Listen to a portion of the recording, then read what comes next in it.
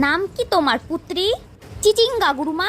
চিরিং বিরিং চিরিং বিরিং চিরিং বিরিং। হ্যাঁ, তোমার নামে 4টে বর্ণ আছে। হ্যাঁ, আপনি কি করে জানলেন? আমি সব জানি। তাড়াতাড়ি হা করো, তাড়াতাড়ি হা করো। খাবার খাওয়ার পরে পেটটা ভরা ভরা লাগে। হ্যাঁ, আরে বাবা, আপনি তো সব জানতা। এইরকম তো আমার ছোটবেলা থেকেই লাগে। আমি সব জানি। আচ্ছা, তুমি এবার বলো, তোমার জন্ম কত সালে? 2004 গুরুমা।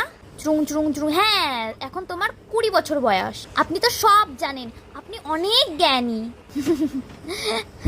এবার বলো, তুমি কি চাও? আমি একটা বড়লোক বয়ফ্রেন্ড চাই।